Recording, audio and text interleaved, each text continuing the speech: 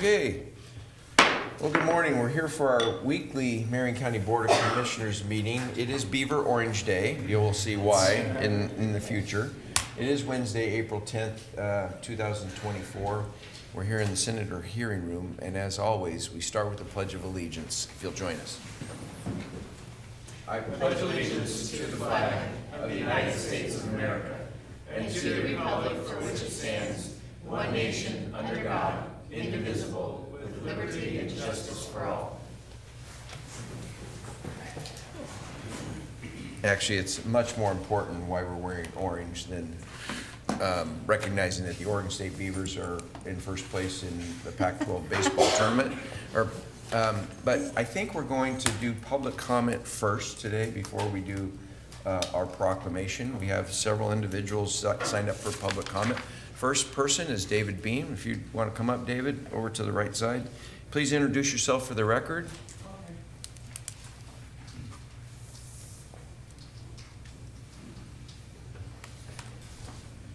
My name is David Beam. I'm a spokesman for disability people in Marion County. The thing is, I was wondering if we can use the Capital Journal for homeless shelter for the Wednesday night services after 5 o'clock. So I think we could use that empty lot for the homeless. We can have the showers there for them, and we can have, can catch a bus and look for jobs for Marion County. And I think it would work. We're working with the mayor, the Salem area, and the Kaiser mayor. I'm working with both and try to get this funding for it. So now I was wondering if we could look at that for the next legislature, for funding for this, for Capital Journal. Use that for the homeless shelter. Because women and men could work and take a shower and get a job and everything else. And then they go to emergency, we have a backup system there. Thank Great. you. Yep, and appreciate your work for that, because we know that there's some efforts trying to turn it into a community area. So, but I think it will work. Yep. Thank you, David. Yeah, we'll help out and get the funding for it. Appreciate it. Thank you. Have a good day. Always a pleasure to see you. Enjoy your day. Thank you. Okay. Yvonne Mills, come on over to the right here, Yvonne. And just introduce yourself for the record, please. My name is Yvonne Mills. Can you hear me? We can hear you. Just Good. make sure you keep that microphone close. Okay. Welcome. Good to have you here. This is my first meeting. I am here to learn. I'm not used to public speaking, and I'm absorbing the whole situation here. It's very bright today. Your support as I'm here in this spot right now is going to be appreciated. Before you continue on, can you just tell us, are you a resident of Marion County? I am a resident of Okay. Marion County. Just you said you introduce your name and maybe your address. That would be good. Oh, I live on West Vista in Salem, Candelaria area. Perfect. Thank you. Yeah. So there's nothing like a mom that gets a fire under her rear end about an issue, and mental health is the issue I want to put a spotlight on. I'm looking forward to seeing what this agenda item is about.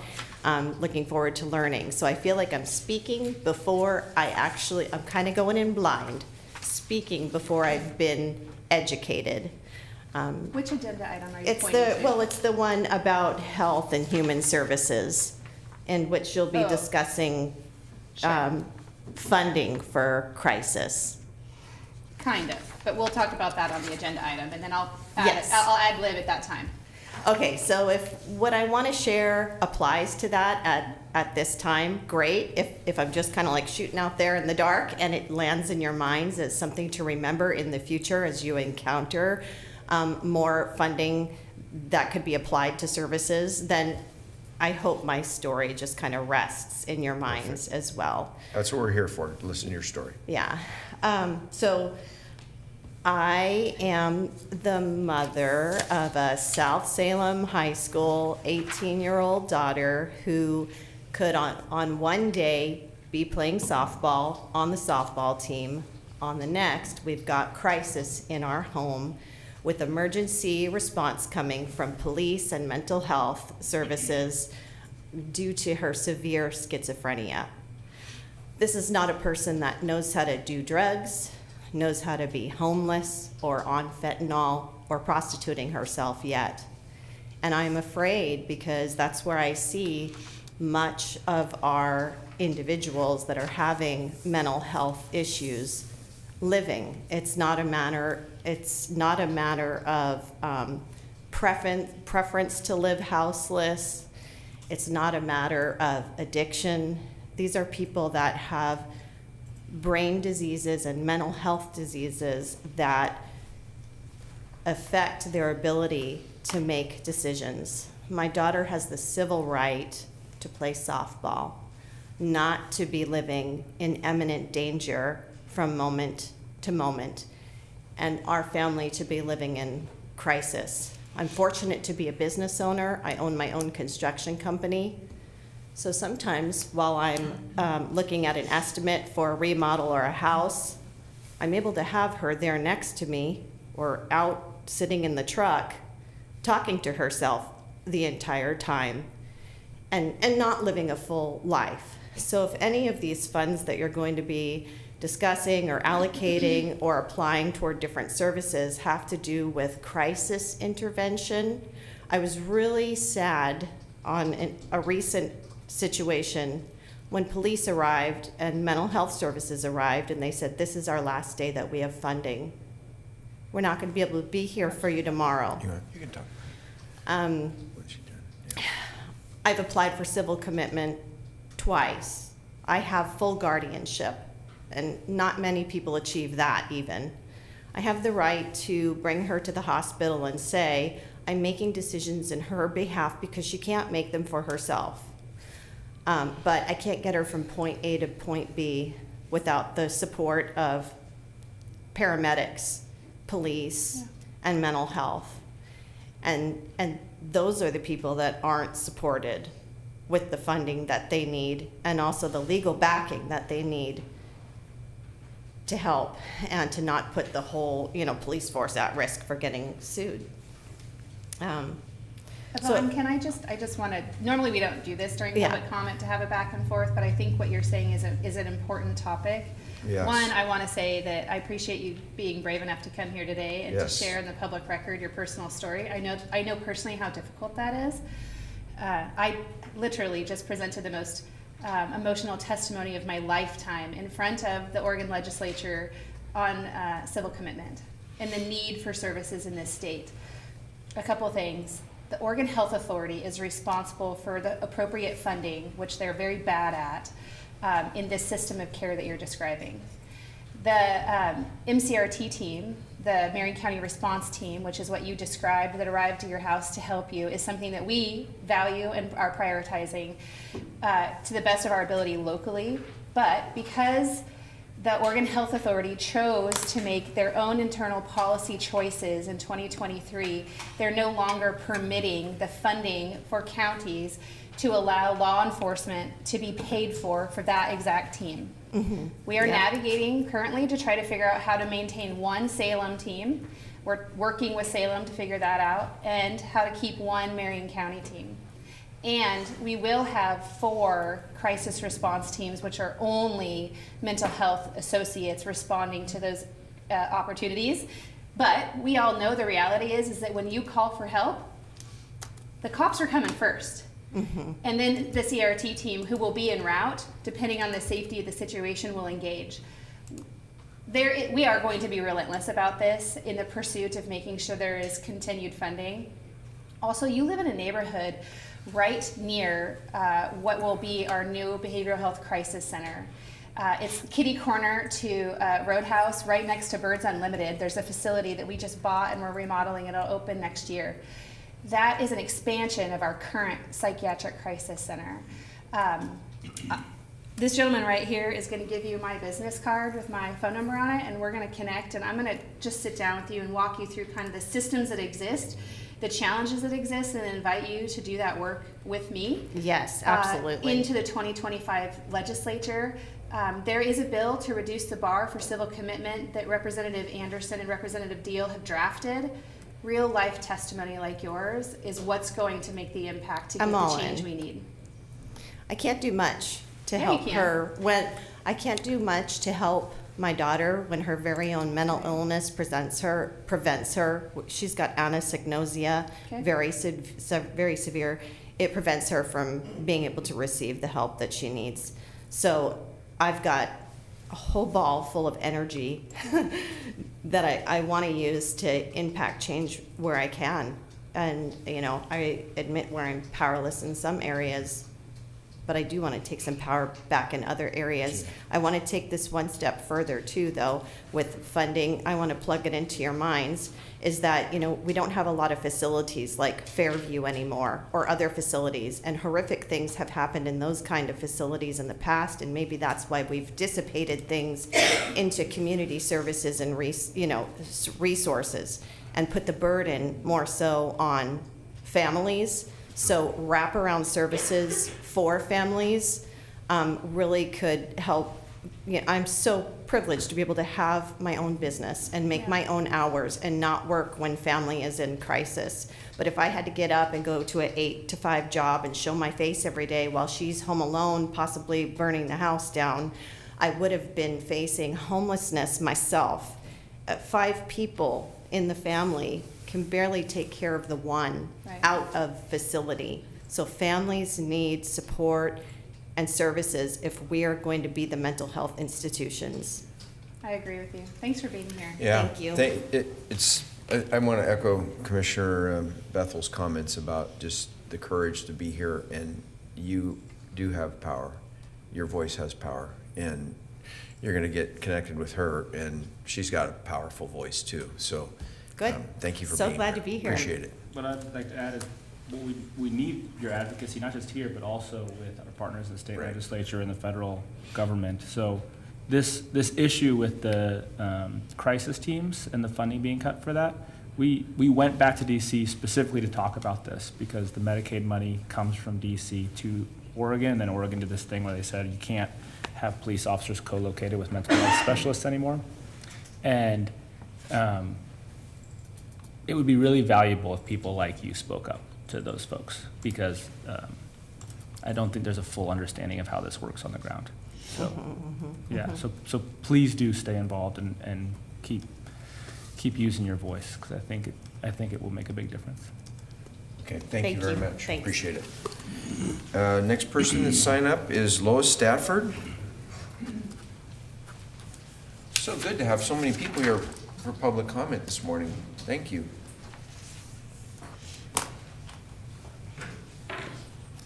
I'm Lois Stafford, address 1955 Salem Dallas Highway Northwest. I believe it's Polk County. Would this be appropriate for Polk County? Well, it depends on what you want to say. We may not be able to help fix Polk County, but We're friends with them. I'm also here for the severely mentally ill, and I have lived experience. My son struggled 10 years with mental illness, although he realized he did have a problem and actually graduated from law school, San Francisco Hastings, but last year he died of a fentanyl overdose. And as a family, we were the ones who supported him and took care of him and encouraged him as much as he could. There were no, the supportive services or wraparound services are far and few between, and when he was ready, there are wait lists.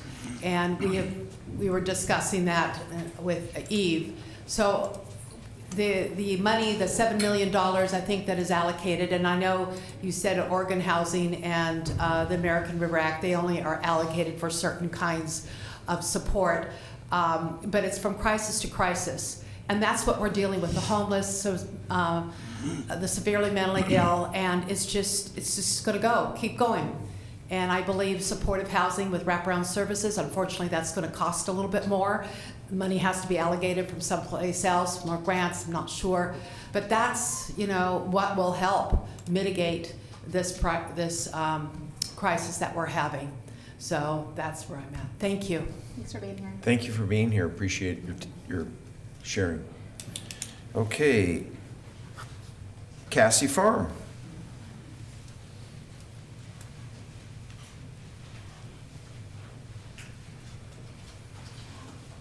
Good morning, Cassie. Hi again. So I'm Cassie Farm. I help a lot in the rescue community with animals. You pull it, yeah, just introduce your address and, yeah, keep that. Okay. So my name is Cassie Farm. I live here in Salem, like 10 minutes away, if that. Grown up here, and I help in the animal rescue community, a lot of emergency response stuff. So I'm here today because the welfare issue everyone's talking about is not just a human issue, it is an animal issue. Originally I was like, hey, we just need to have a meeting so we can discuss this, but Monday night there was a dog hit on, or no, Monday at like 11 there was a dog hit on I-5. It's posted on Facebook, I'm sure you guys saw it, a lot of people did. The community kept posting like, hey, where it's at. It made it to the emergency clinic. It was gonna have to be euthanized because the owner couldn't afford funds. It was an emergency, but as a community, we pulled together, we raised like $2,000 in under 24 hours, got it covered, stuff. So that was one thing I was gonna mention that. But this morning on my way here, I almost missed this meeting because, again, there was another dog in crisis. There is a dog, she was dropped off at the emergency vet this morning, and it's an owned dog, but it was hit by a car, so it needed treatment, but they couldn't give treatment because it's an owned dog. The owner gave the police false information on where he lived, and so they can't give the dog any medical treatment, and she was suffering. The humane thing to do, because they can't do treatment, is to euthanize. So they had to euthanize this dog. They called Marion County Dog Control. Karen Hilfiger said, nope, we won't take it. Humane Society, they won't take it. So what are we to do when animals are literally suffering in our hands and our government agencies aren't doing anything? I have graphic photos if you would like to see them. This dog today, her name was Lunch Meat. She was like a 1-year-old cute little lab mix. She even had a collar on, so that was awesome, collar and tag, so she is identifiable. Most animals aren't identifiable, which is difficult, so that's why we're encouraging microchips. But our animals are suffering and no one's doing a thing. This is not okay. We need a meeting just for this to fix it. Well, thank you for being here. We visited after the state of the county, and I think we have a meeting on the books, so. How soon though? Because I sent you guys an email about a month ago, touching base about, hey, we spoke 2018 about animal welfare. Nothing's been done. We had the issue again, and now it's becoming a daily thing, multiple calls. So I'm not leaving here today without a meeting on the books because this is not okay. You guys have not responded to my emails, and I don't think that's true. So Trevor's right there. Oh, it is true. Go chat with him, because I asked him after I responded to your email, and I asked him to set up a meeting. So if he didn't do that, then he will before you leave. okay, I appreciate you, Colin. Thank you. Yeah. Okay, next up is Samantha Paxson.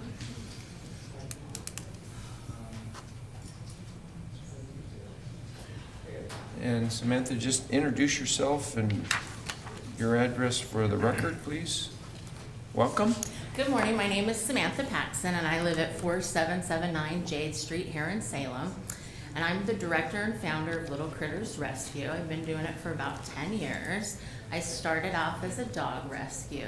And kind of like Cassie messaged, there's a crisis going on. I realize you guys have got homelessness, housing, mental health, and a lot of things going on. What we're kind of finding is, last month we touched briefly on it. We had a dog that was injured and the owner denied treatment, even though people offered to pay. She had 3 different appointments set up for her dog by other people that were paid for, and she overslept or couldn't find a ride. So I thought, logical thing, I'm gonna go to Marion County because they're the authority. They have animal control officers, and they said, there's nothing we can do. Contact the police. And I contacted the police and they said, it's Marion County's job. And I said, well, here's the situation. The dog has a head wound that you can see a skull. I said, care has been offered, has been set up. We even had a vet willing to come in on Saturday afternoon to meet her after hours to provide care that was going to be paid for, and she had an out-of-town birthday party to go to. I did manage to convince the Kaiser office that yes, it would be neglect, that he would go and he would issue her a misdemeanor citation for neglect, But he said in order to do that, Marion County needed to show up so that they could take the dog. And they said, we can't go in a house and take a dog. And I said, well, Kaiser says that you need to be there. So it was like an awful game of hot potato on who's going to help this dog. So we continued to work with the owner. We managed 6 days later to get the dog into the vet. The dog was treated. He still needed 19 stitches along with all the other wounds, antibiotics, and pain medication.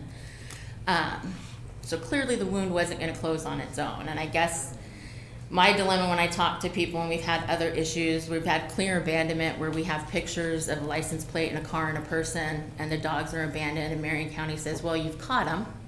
They're safe.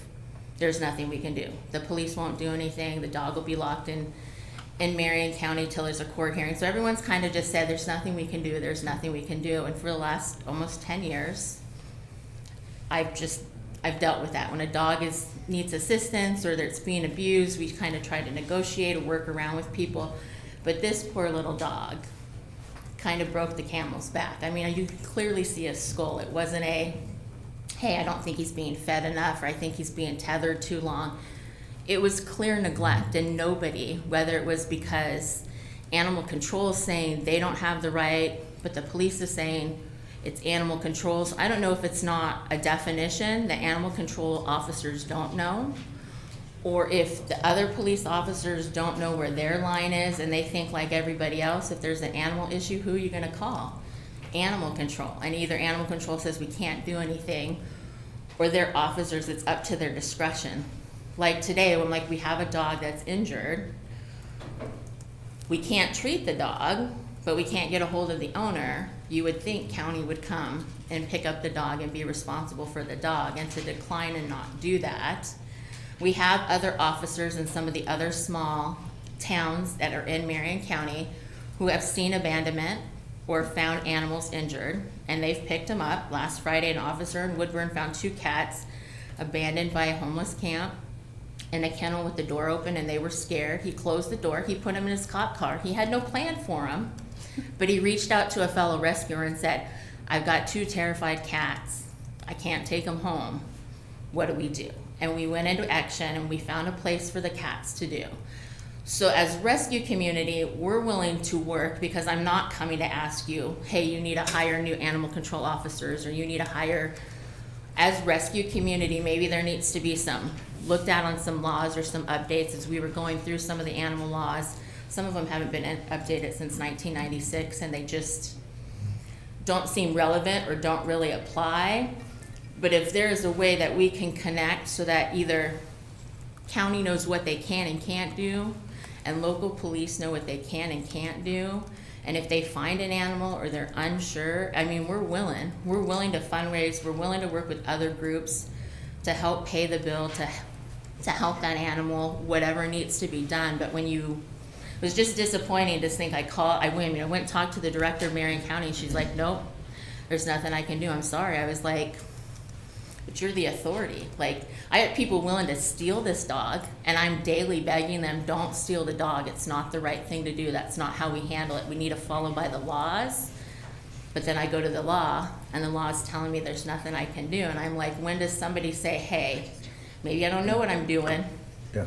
Maybe I don't Excuse me. understand. Excuse me. So I really appreciate you being here, and I know that you've sent us emails, and I can't speak for them, but I am sure they have. I've read all your emails, and we are aware that there's a challenge in Marion County.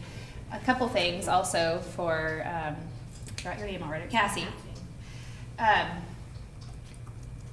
To say that we're not doing anything would be a stretch for me, because we are running a dog shelter that is full constantly.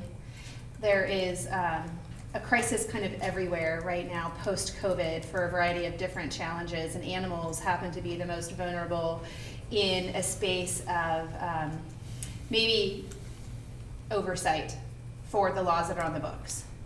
And there's a lot of other crises going on, as you mentioned before, in the human space that are definitely my priority. And I asked Chris Epley to come in here. He's sitting right there. He's going to follow you out, and you're going to have a conversation. He oversees the dog shelter for us. I'm sure if you haven't communicated with him, Folks in your community have communicated with him because he's very responsive to the emails that come in. And there's only so much to go around. There's a lot of expectation when it comes to the government. And my position truly is we'll do everything that we possibly can within the laws. And I've heard you, I've heard others, individuals express frustration around our dog officers.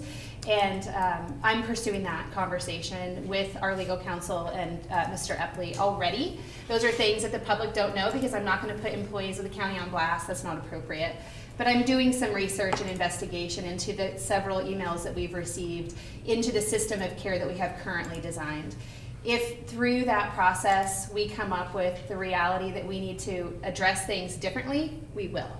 And I truly believe, and this might be offensive to some, owners of animals have to be responsible. And it sounds like you're describing that somebody is not being responsible, and the hot potato situation is frustrating. I don't want that to occur between law enforcement or Marion County Dog Control. So Chris can address that for you, along with a variety of the other things that you commented on today. We're not ignoring you. We are just trying to prioritize the response to crisis as fast as we can in areas that are the greatest need. And as you heard from Yvonne earlier today, there's a lot of people who are in need.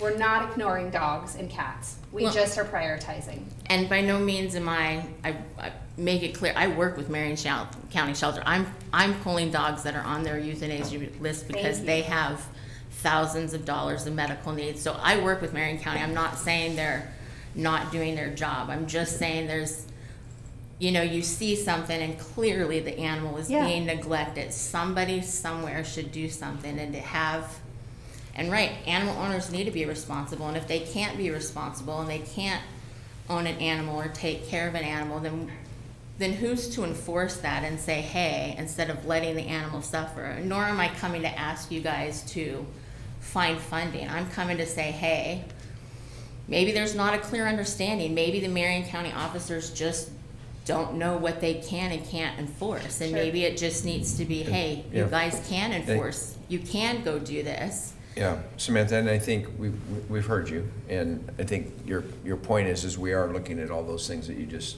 said. And Chris is going to talk to you.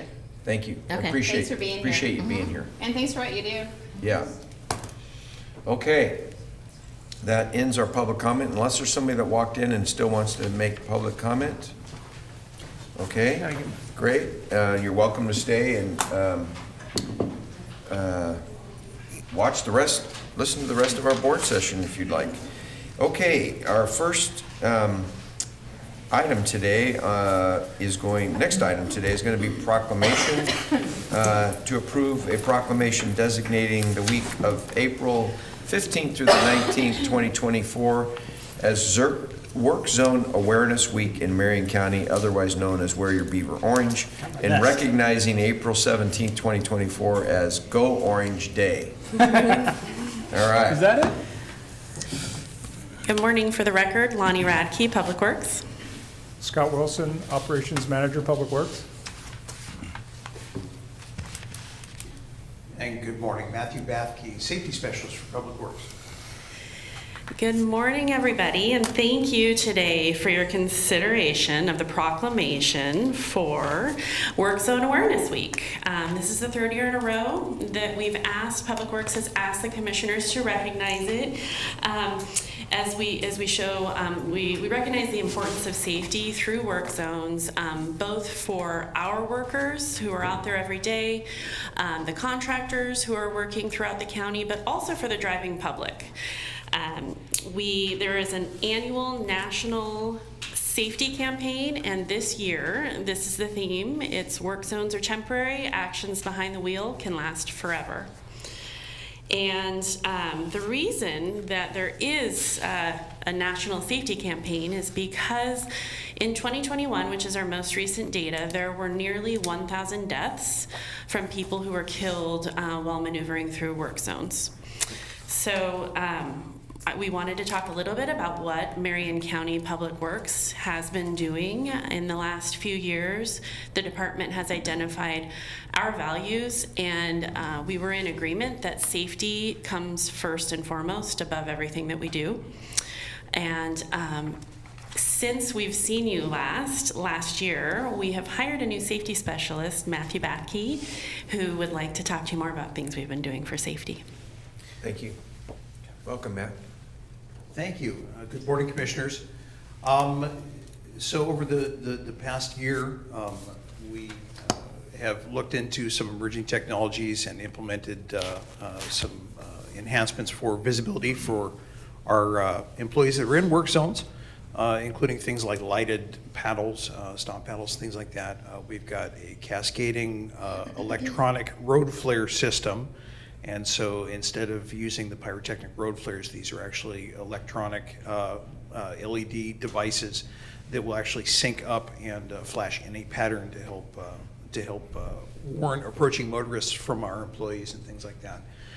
We're also looking at implementing technologies to limit the amount of our employees that are actually in the work zone and in harm's way. Those are devices such as automatic flagger assist devices. So this is a machine with a built-in stoplight and arm that can be controlled by an employee that is off the roadway and out of the line of traffic to be able to control traffic around these work zones.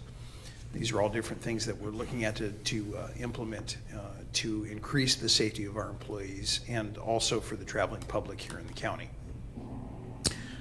In addition to doing our technology improvements, we've got a team of trainers that work in collaboration with ODOT's Technology Center to deliver flagger training.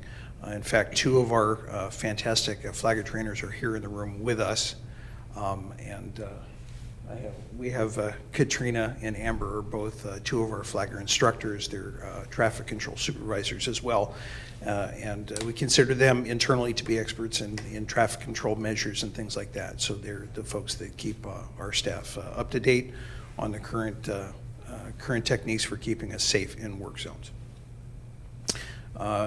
This team also will attend.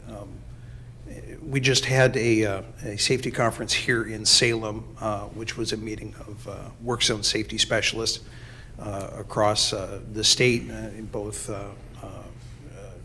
state level and municipal level transportation districts, as well as contractors, to discuss techniques for keeping our work zones safe. We'll also have our staff that are participating in some national training. There's a national webinar put forth by federal OSHA on work zone safety and awareness, and that will be occurring as part of our events next week for Work Zone Awareness Week. Great.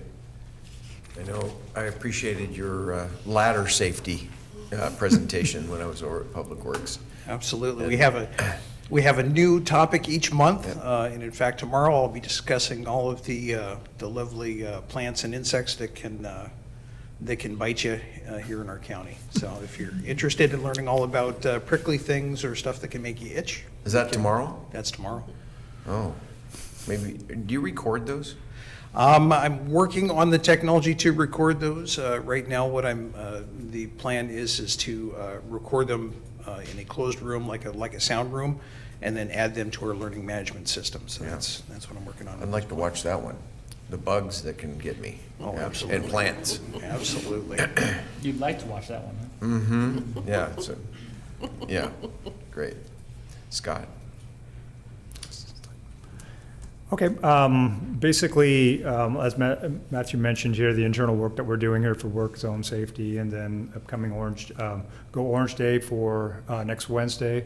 And I believe we provided lots of garments and things to wear to make sure we're participating in that for on April 17th. Also want to talk about our next follow-up slide here with actually the folks that represent our Public Works team that do all the work out there on the roads for us. Next week, we'll be featuring on social media a member of each of our team here on social media. They'll be telling a little bit about their roles or what they do for Marion County, and also a little bit about themselves as well, and which is really important because it reminds all of us the importance for them to make sure they go home as good or even better condition as when they came to work. So everyone plays a role in work zone safety. So what can we do? First, as we approach make sure we see the orange. As we approach the work zones here, we want to slow down. We want to be able to be prepared to stop when needed. It can happen at any time. Avoid distractions. Keep your eyes on the road, and be aware of the driving conditions. And remember, as Lonnie mentioned at the beginning, that work zones are temporary, and actions behind the wheel will last forever. So in addition to that, I did bring a few additional representatives from the Public Works team, just to, in case we didn't bring enough orange. One or two, you brought one. Yeah, to add a exactly little what bit you more wanted orange today. to We're going to really get a group photo with them when we're all done with the proclamation. It'd be great to have them. Yeah. So, Great. perfect. Are you ready for the proclamation? Yes, please. Okay. Well, I just, before we read the proclamation. The chair's not. Huh? The chair's not ready. No. Clearly. Then, I'm in charge here. Sometimes. You guys let me. You guys let me think I am. It's just like at home, right? It's just interesting this time of year, and I think I just got the ODOT notice that Highway 22. In fact, I came down from Detroit this morning, and they've got all these flags.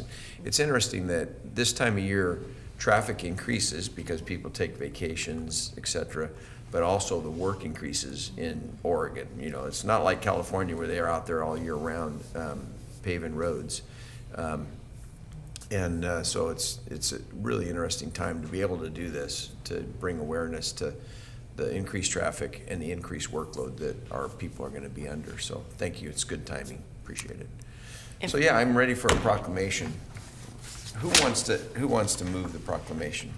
Commissioner Wills is going to do it today. Mr. Chair, I move that we approve a proclamation designating the week of April 15th through 19th, 2024 as Work Zone Awareness Week in Marion County, and recognizing April 17th, 2024 as Go Orange Day. I second the motion. We have a motion and a second. Any further discussion? And Lanny, I think I cut you off. You started to say something. I was just also going to add that April is Distracted Driving Awareness Month. And so it also coincides with that, because that is unfortunately part of the problem that we have in the work zones is there's a lot. Distracted drivers, rates are going up. And so as we enter our work zones, we need to make sure we're paying attention. Okay, good. Okay, we have a motion and a second. Any further discussion? Hearing none, all those in favor of approving the proclamation signify by saying aye. Aye. Aye. Aye, okay. And Commissioner, if you'd start us off. Sure. Before the Board of Commissioners for Marion County in the matter of proclaiming the week of April 15th through the 19th, 2024 as Work Zone Awareness Week in Marion County. This matter came before the Marion County Board of Commissioners at its regularly scheduled public meeting on April 10th, 2024. Whereas the safety of the public, including Marion County workers and contractors, are of the utmost importance to Marion County. And whereas there are 956 deaths in construction work zones throughout the United States in 2021. And Whereas there is a national safety campaign to increase awareness of work zone safety throughout the United States. And whereas data and trends show vehicle speeds and crash frequencies increasing throughout the United States. And whereas distracted driving is identified as a common crash cause throughout the United States. And whereas the number of construction activities and associated construction work zones are continuing to increase throughout Marion County. And whereas Marion County Public Works is committed to the safety of the public and workers in Marion County construction work zones by prioritizing safety, raising awareness, and stressing the importance of focused and alert driving through work zones. Now, therefore, it is hereby proclaimed that the week of April 15th through the 19th, 2024 is Work Zone Awareness Week in Marion County, dated at Salem, Oregon, this 10th day of April, 2024. Great, so that proclamation is approved, and if we could take some photos, we'll Thank just you. gather down below and Thank you. we'll present you the proclamation.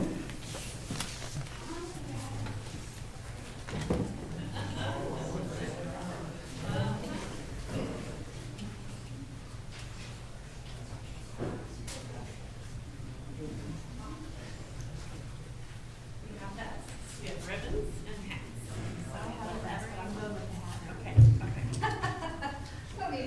You wanted your hat. I want my hat, thank you. Thank you, thank you. I've got a hat. Would you like a different one or are you good? Huh? You can have whatever, Oh, no. or you don't have to. Yeah, I'm good with that one. Come on in, gather in, and we'll spread ourselves throughout. All right. There, you can hold one. Okay. And then You're like, I'm Lonnie's taking got one. Yeah. So you're gonna like turn in, you know, so you can get lots of people. Squeeze in. Turn sideways. Here, it's not a thing anymore. Why don't you guys? There you go, that'll be, Matt, you'll be in the middle, all right? And then, I'll just tiptoe up. whatever, squeeze in even more. Okay. If we need to, we could have some of us go behind John. You want some of us up above? Is this a bad day for me to do this? Yes, it is. Any day's a bad day. I missed the ladder seminar. Especially after, well, the ladder safety. Yeah. I can email that to you if you need. All right. We're good? We're good. Okay, thank you. All right, thank you. Thank you. Yeah. Stay safe out there, yeah. Thank you. Thanks for your service. Oh, yeah. Nope, No, they're that's for for you. you guys. Yeah, You can hang it in your office cubicle. yeah. It's, however you want to spread those. You still want to leave those? We can if you'd like. I don't care. Brandon might not want you to, but Yeah. I know. Don't be surprised if you're out there working, one of us just stops over and you go, who's this guy pulling over to say hello? They're used to that. I know Yeah. that. Bring treats. We will. Can we applaud them? Yeah. Yeah.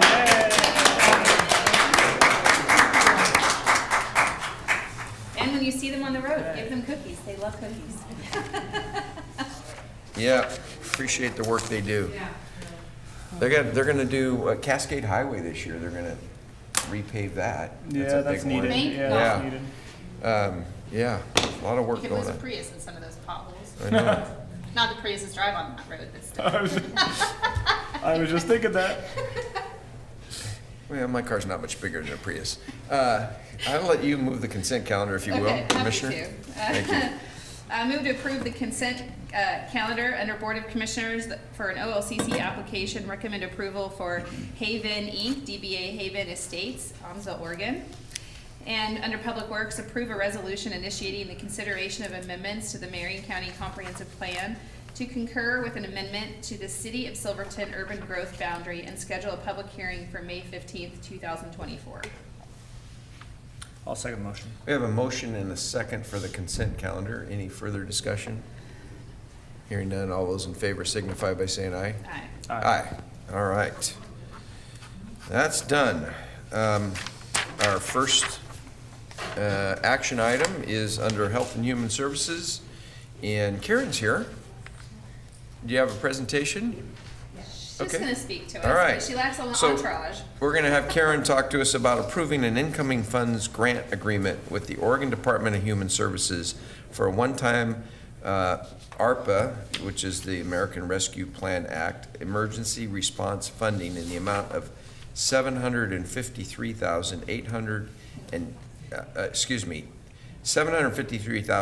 $753,86.04 to prepare for future emergency situations, retroactive to January 29th, 2024 through March 1st, 2025.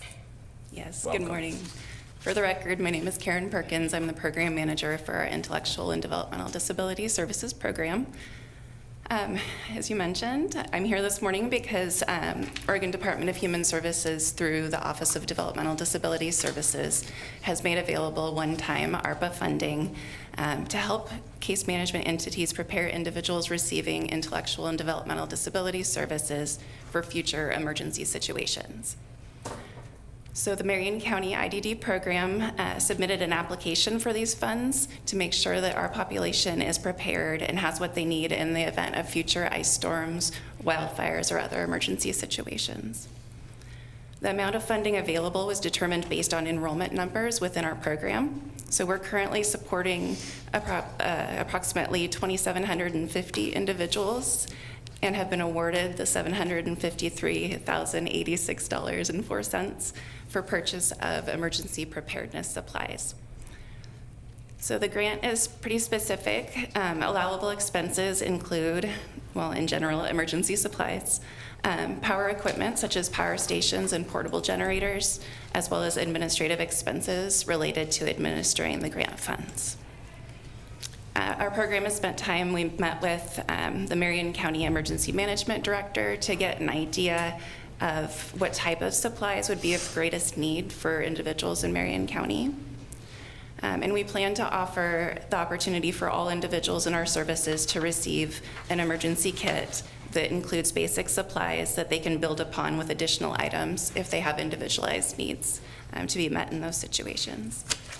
Each emergency kit will include items related to food, hydration, first aid, tools, light, communication, shelter, warmth, hygiene, and sanitation. And our IDD team is gathering information about available supplies and is working on a plan for purchase and distribution right now. We have until March 2025 to spend these funds, and any unspent dollars will need to be returned to the Office of Developmental Disability Services. So I'm here this morning seeking approval to accept the grant funds that have been allocated for Marion County. Mr. Chair. Yes, go right ahead. Questions for Thanks, Karen? Karen, for being here and for completing this grant. I think it's important that we, one, understand that COVID was really difficult for everybody and for people who have additional challenges just kind of navigating life.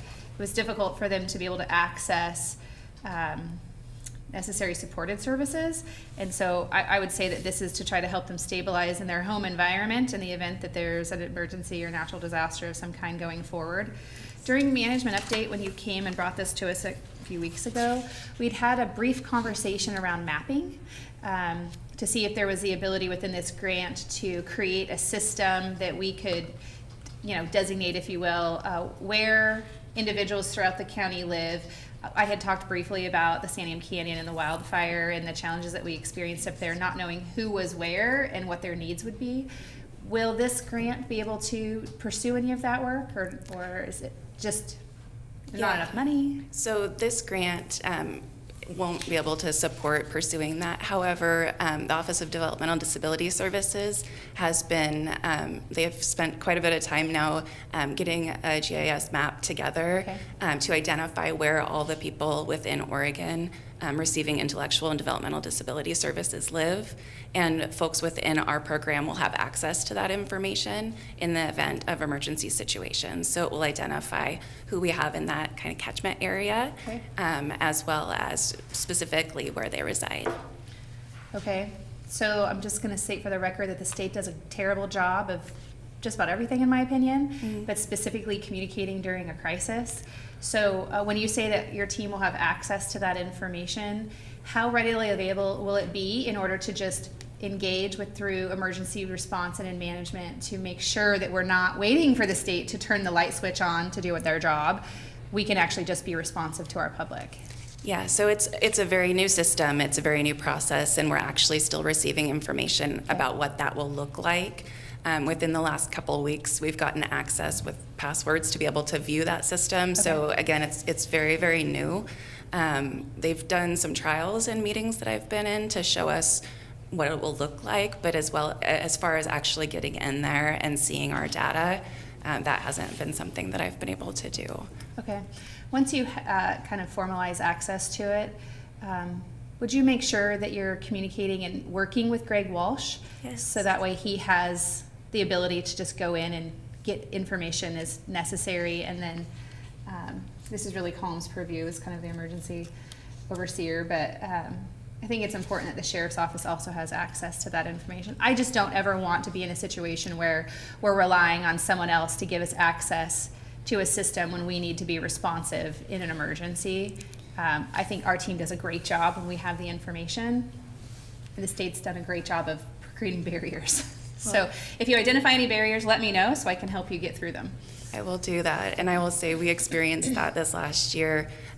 We didn't have access to this map, and we received very late in the day some information about individuals who might have been affected by a fire that was actually in South Salem. Yep. So just, yes, we That's want to frustrating. have it at our fingertips so that we can be proactive and less reactive. Good, thank you. Yes. Thanks for letting me digress. No, that's good. Any other questions? I just want to make a observation on the contract. It does say portable generators are allowed under this, but then a whole house generator is not. And I'm thinking this population may need a generator that automatically kicks on in the event of a power failure. And this basically is saying you can go to Home Depot type Right. generators. And then it says that disallowed expenses are equipment under whole house generators, disallowed, equipment installation. So if somebody doesn't, I just know because I've used generators and I can, plug in the extension cord and run it into the house, the equipment I need. So is there a way to, somebody to work around some of that? Because they're, just to buy a generator, not know how to use it or not have it hooked up right. What's the plan for that?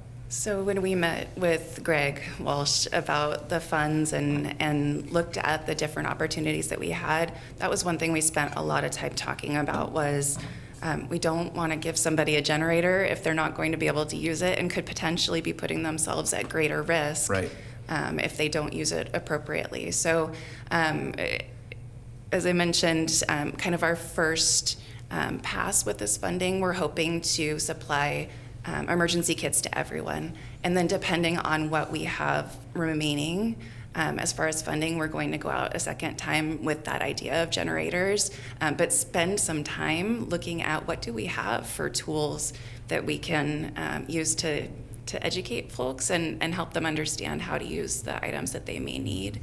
We have had access to other grant funding in the last couple of years, and I know we've purchased generators for some of our folks. And we just want to make sure that we're doing so in a responsible way. Yeah. Creating- All of this population has supportive providers Sure. that they live within or kind of supervised by. I would hope that they would be encouraged to learn how to use the generator themselves.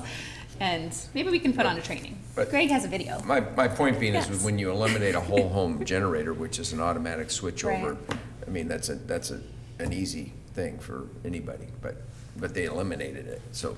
Right. Okay, because they're more expensive, I guess, but more effective. All right. Okay, I will take a motion, Commissioner. My turn. Mr. Chair, I move that we approve the incoming funds grant agreement with the Oregon Department of Human Services for one-time American Rescue Plan Act emergency response funding in the amount of $753,086.04 to prepare for future emergency situations, retroactive to January 29th, 2024 through March 1st, 2025. I second the motion. We have a motion and a second. Any further discussion?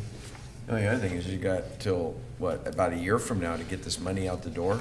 Yes. Good luck. Thank you. We're going to need it. That's going to Thanks for being be here. a challenge. All Thank right, you. all those in favor signify by saying aye. Aye. Aye. Aye. All right, thanks, Karen. Thank you. Our next item under Public Works, approval of the construction contract with Mid-Valley Excavation LLC in the amount of $168,265 for the installation of curve warning signs along Abaquah Road, Orville Road, Vita Springs Road, and River Road South through September 30th, 2025. And Carl, it's great to have you here with your orange on today. Thank you. And your green. And my It's like green. Well yeah. represented for the Yeah. state of Oregon. I'm starting to find I like the color green. For the record, Carl Lund, traffic engineer here at Marion County. I'm here for, I feel like it's a little bit of deja vu because it's another sign project. I am here for a curb warning sign project contract with Mid-Valley Excavation for $168,265 for Orville Road, Vita Springs Road, and about 5 miles of River Road South. This is grant funded this time, and our match is about is $13,091 on that. We also, looking towards the future, applied for funding for 39 more Marion County roads through the ARPA program. Don't know if we'll get that, but we applied for grant funding for more roads as well. The safety benefits of chevrons are they provide a 25% reduction in nighttime crashes and a 16% reduction in non-injury, fatal, and injury crashes. They're a great safety benefit on our roads. Good. Well, thank you for showing me the map on River Road where those were going to go this morning. Certainly. Thank you. Appreciate it. Yep. Yeah. Ready? Yep. I move to approve the construction contract with Mid-Valley Excavation in the amount of $168,265 for the installation of curve warning signs along Abaquaw Road, Orville Road, Vita Springs Road, and River Road South through September 30th, 2025. I second the motion. A motion and a second. Any further discussion? Hearing none, all those in favor signify by saying aye. Aye. I looked at legal counsel and she's looking at me and did I do something? No, she's Okay. watching you read. Yeah, it's just, you know, when I get the look from certain people, I always want to know if I'm still doing the right thing here. All right. Ryan, welcome to, we're here to approve a construction contract with Roy Hawk Construction LLC in the amount of $3,719,939.70 to provide asphalt concrete resurfacing for various Marion County roads through August 30, 2025. Good morning. For the record, Ryan Cruther, Marion County Public Works Capital Projects Manager. And as you said, I'm here to talk about our asphalt concrete resurfacing project this summer. So the project's on Cascade Highway. It spans between Silverton and Sublimity. You can see on the map here, we are planning to go from the city limits of Sublimity all the way to essentially the Oregon Gardens. Wow. So the scope of work this summer is isolated pavement repairs where the failing asphalt's deeper than 3 inches. We're going to mill and replace the top 3 inches throughout the entire corridor. So most of the cracking and failures are what we call top down. They're at the surface level of the asphalt, and then where they are deeper, we're going to go in and we're going to do those repairs. We're going to install those centerline rumble strips that you see out there now. We'll put those back after we're done with the project, and then everything else that comes with the resurfacing project, recessed reflective markers, striping, shoulder rock to make sure that the shoulders are all flush. Because we're milling and inlaying on this project, the road won't raise up, but we have seen that the shoulder rock has over the years kind of fallen away, so we're going to bring in shoulder rock to raise it to where it should be. All right, the project budget and schedule. So as you said, our low bid was from Roy Hauck Construction at $3,719,939.70. We did get good competition on this project. We got a number of paving contractors that bid. And the schedule, they're required to complete the project between June and August of 2024, assuming that you execute the contract. We wanted to do it while school was out for the most part, to try to minimize that impact. Is the center lane rumble strips, is that the divots in the road? It that is, Okay, it's not like something on the asphalt. Yeah, well, when I think of rumble strips, I think of you used to do like what I would call a sticker, but I know it's not a sticker, that was like raised on the surface, and you would hear it when you drove over it. But this is like more terrifying when you hit it because you can feel it and hear it. Plus, a snowplow can go over it and not rip it up. Exactly. Okay. And they're much more cost effective to do the ground in rumble strips. There is a way to do with thermoplastic striping. We can do those raised markings. Yeah, okay. But the snowplows don't treat them well, and it is far more expensive to do them than the other option. So. Great. Well, we like efficiency. Yes. And that'll wake you up if you hit one of those. It will. Yeah. I love the picture. This is not the Cascade Highway. This is, it looks like Little North Fork Road, isn't it? It is. Is It's this the the work that paving- they were doing this year at Little North Fork Road? It is. It's Great one of photo. our favorite photos that came out of that paving You ought to contract. frame that and put it up someplace in Public Works, or maybe in our office, or in the boardroom. I don't care. We I think it's, I just love it. photo, yeah. I love that photo. It's a beautiful photo. I will tell you, our lead inspector was on site, and he took this photo along with a few others, and he sent them to me. And it is the only time I've ever actually wanted to frame paving photos. This is not the only one. He got one in front of, That's fair. I can't remember, one of the parks, and it was an amazing photo of the pavers. You should You make share sure. those with us. Yeah, We make will. sure Yeah. John gets them. We could have used Yeah. them in State of the County reel. Yeah, I mean, that is just beautiful with the mountains in the background and still a few burnt trees around, but, yeah, and the greenery. And all that, they don't have orange on, they have yellow on. Yes, you there are doing to two me? options. So we do have the yellow as well I know. in the office, All right. but I like the orange. Okay, it's, whose turn is it? It's Commissioner Willis's turn. Okay. Thanks for taking control. I'm, vice chair here. Mr. Chair, I move that we approve the construction contract with Roy Howe Construction LLC in the amount of $3,719,939.70 to provide asphalt concrete resurfacing for various Marion County roads through August 30th, 2025. I second the motion. We have a motion and a second. Any further discussion? Hearing none, all those in favor signify by saying aye. Aye. Aye. Aye. All right, thanks, Ryan. Thank you. Have a good day. It's gonna be a big project. When, just starting in June, huh? Yeah. That's All right, Yeah, after school's out. good. All right. That concludes our action items. I'm going to open a public hearing with legal counsel to consider a petition for annexation of certain lands to the Santiam Water Control District. Scott, welcome. Thank you, everybody. Good morning, Commissioners. My name is Scott Norris with the Office of Legal Counsel. This is a public hearing on the proposed annexation of certain properties into the Santiam Water Control District. Several property owners wish to have their property annexed into the Santiam Water Control District in order to receive irrigation water from the district.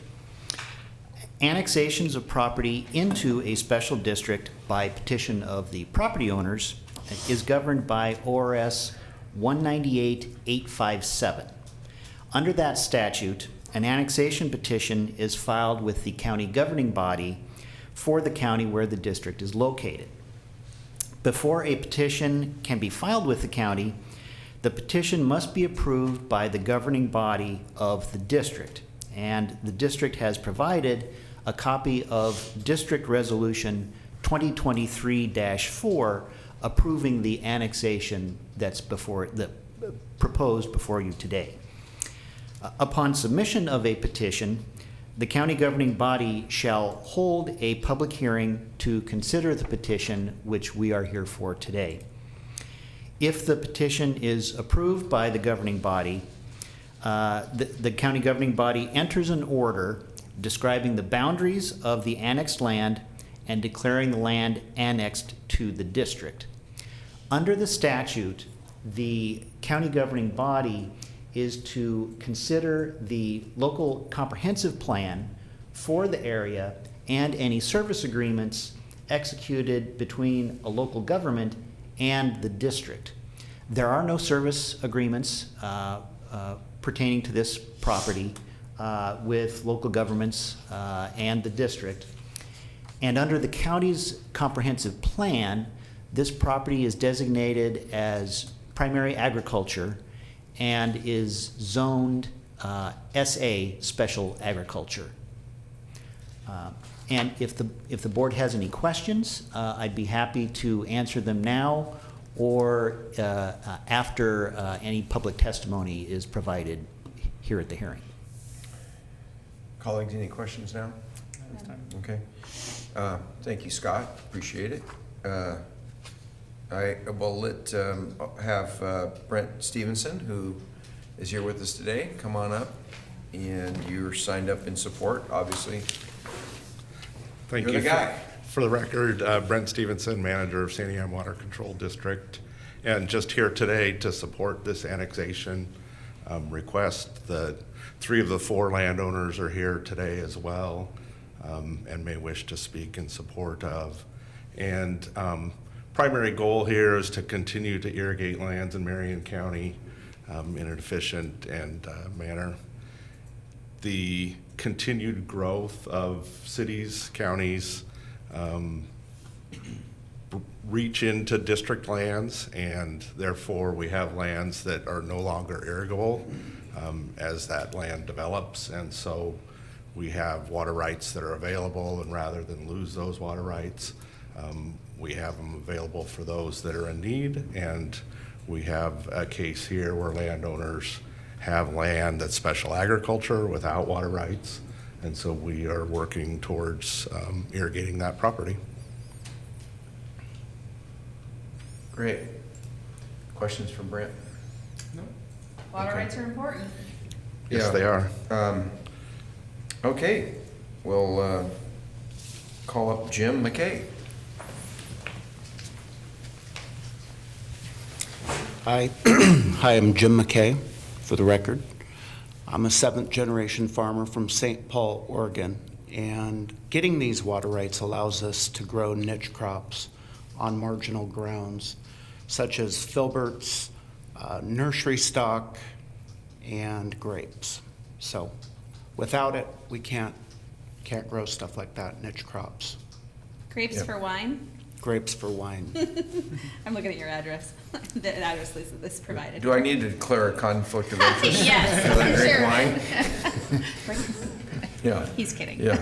So if this annexation goes through, you'll have to pay more money than you would if it doesn't. Are you okay with that? Sure. He's like, I want the water. Yeah, sure. Okay. All right. Thank you. Thanks, Jim. Jeremy. Welcome.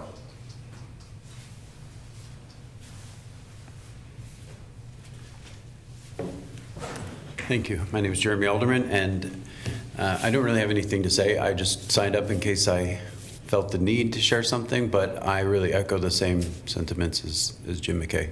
And your property owner where? At the end of Coates Road, Coates Crest, and my property is parallel to Jim's. Okay, good. Mr. Chair, I'm gonna ask the same question. You get annexed in and you'll get the water, but you're gonna have to pay more money than if you don't get annexed in. Are you okay with that? Well, I'm not really happy about that, but I understand that that's going to happen. Okay. Yeah, there is a fee for water. I also receive water and pay this fee every year. And they have board meetings, so feel free to go and tell them what you think. Can we share what those costs are going to be exactly? Do we know? Well, I don't know what the district sets the rates. We can have Brett come back up and explain that. Yeah. Yeah.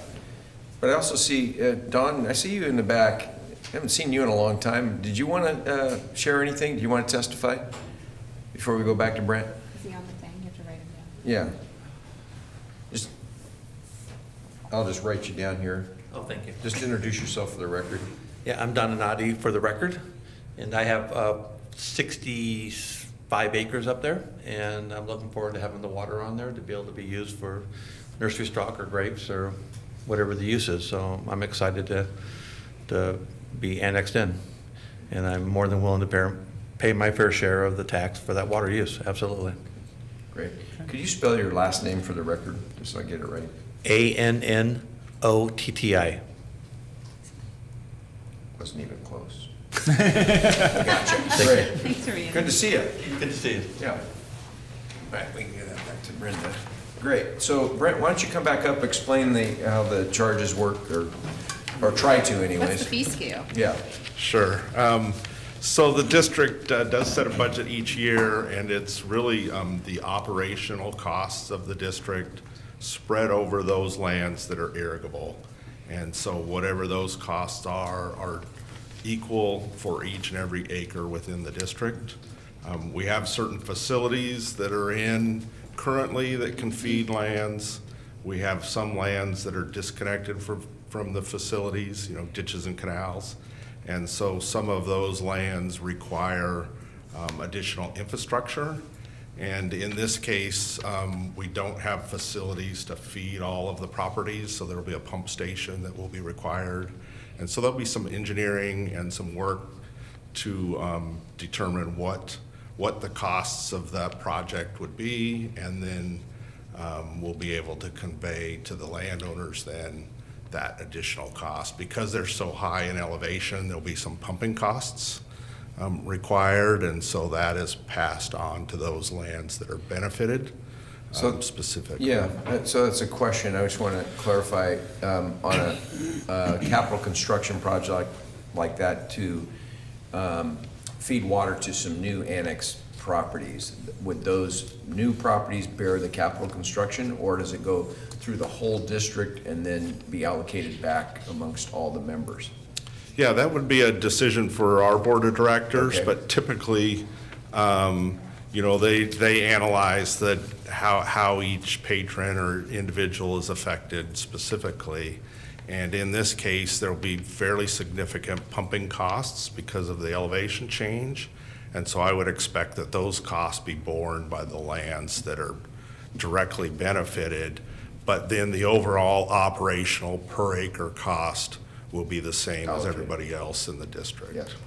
And I always find it interesting that we're not really paying for the water, we're paying for the infrastructure to get the water to us, or the staff that makes all that happen. Yeah.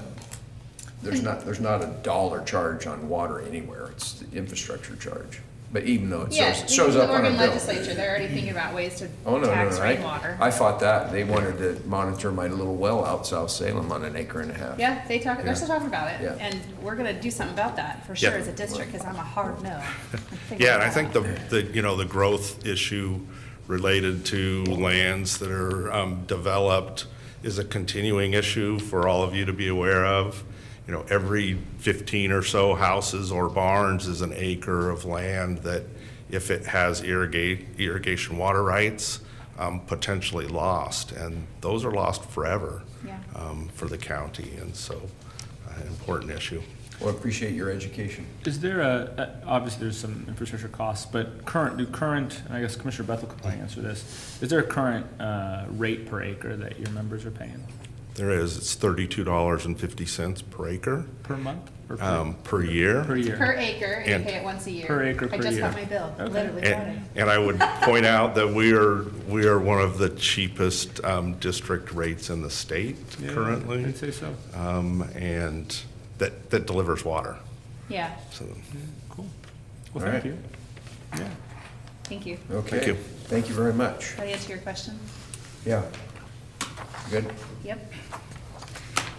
Who had that question? Was it Jeremy? Yeah. You got it. So you don't know what the cost is gonna be until you find out what those pumps are gonna be, but you'll find out soon. Okay, any other questions for Scott? Scott, you had any other comments? I'd just say that in the board packet is a proposed order that after the board comes out of the public hearing, the board may consider. Okay. All right, I'm gonna close the public hearing, and I will take a motion for the approval. All right, I move to approve an order for the annexation of 7 parcels of land as described in Exhibit A to Santiam Water Control District. I'll second the motion. We have a motion and a second. Any further discussion? Hearing, well, yeah, I want to say something. I noted in my State of the County speech on Wednesday, I think one of the things I said, if you want to find out what a county commissioner does, you're going to have to find somebody that's been here longer than me. Remember me saying that? And I'm going, I don't think I've ever, in almost 10 years, annexed property for a water district. This is the first, right, Scott? The last one of these that we did was, I believe, 2016. Looking back. Okay, well then I guess. I had to look back at my old. Maybe you were on vacation that day. Yeah, well, mentally, I obviously. I would like to add just something for the Yes. record, just for the landowners, because I am a user and a member of this water district. I haven't been for that long, and hopefully you don't take offense to this. It's not a very sophisticated organization. Everything's pretty much on their website. There's not a lot of notification. So you have to be very forthright about seeking information that you want education on. They're very responsive, but you don't receive notifications as a user. Things aren't emailed to you. You get a bill once a year. So to be informed, you have to be very proactive. I think that's very important. As a member of that water district, I think we all need to be participating in the discussions with the board of directors to make sure that we're operating a great facility that can last for generations. That way we can continue to irrigate our farmlands out in the areas that we live in. And as a board of commissioners, we find water rights to be one of the most priority assets that we can acquire. We're going to be in a battle with the state of Oregon in the future, if we're not already, over water rights. So I appreciate that you're going through this process and that there will be an expense to you. I know there's a benefit to you as well, but it can be complicated. So, engage in the process, if you would, to be vocal and educated on all of it. Yeah, I'd agree. And being here today to testify. Yeah, if you'd like to come back up. Well, I actually closed the public hearing. You can talk to us after. Yeah, we You can can chat. reopen public We can comment, chat. though, if you Yeah. wanted to, Mr. Chairman.